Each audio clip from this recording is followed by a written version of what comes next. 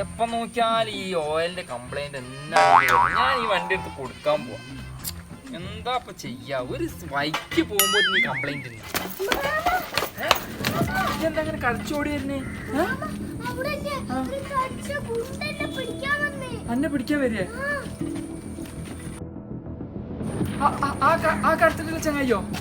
അല്ലാ, നല്ല തടി മണ്ണൊക്കെ ഉണ്ടല്ലോ. നമ്മളാണെങ്കിൽ മെലിഞ്ഞിട്ടാണ്.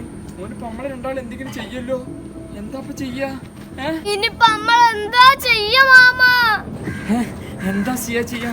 ഇനിയിപ്പോ ആരാ നമ്മളെ രക്ഷിക്കാൻ വേണ്ടി വിളിക്കാം നമ്മള്? മാജിക് ബോക്സോ?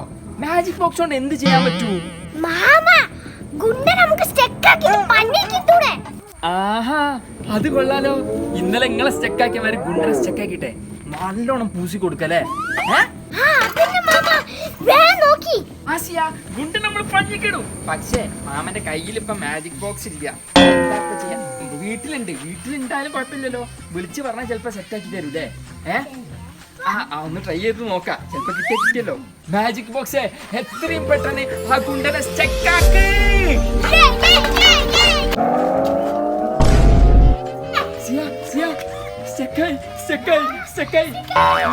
ഇവിടെ നിന്നോ, ഞാനേ പോയിട്ട് നല്ലോണം സൈസ് ആക്കി വരാം. ഓക്കെ,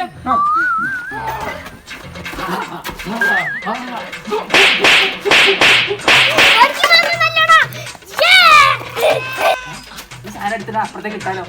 അതും ആവൂലല്ലേ, നല്ല വെയിറ്റ് ഉണ്ട്. സമയം കഴിഞ്ഞോ? പോട്ടെ.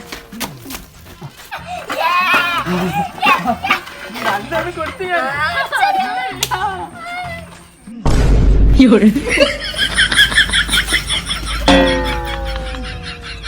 അയ്യോ, ഇന്നാരാ തല്ലിയത്? മക്കളൊന്നും ഇങ്ങോട്ട് വാ.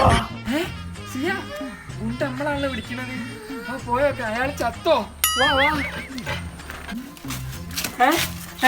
എന്താ ഇന്നാരോ തല്ലി മക്കളെ. അയ്യോ, ഞാൻ ആ വാഴക്കോലെടുക്കാൻ വേണ്ടി വന്നായിരുന്നു. അയ്യോ, ആരാ തല്ലിയെന്നോ?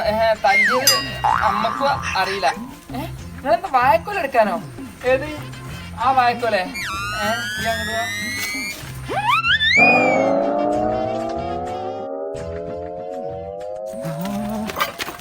ഇവിടെ നിക്ക്.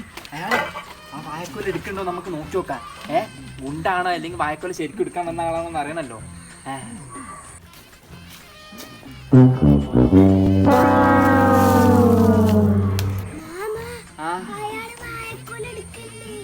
അപ്പൊ അയാൾ ശരിക്കും വാഴക്കോല എടുക്കാൻ വന്ന ആളാണല്ലേ? ചേട്ടാ.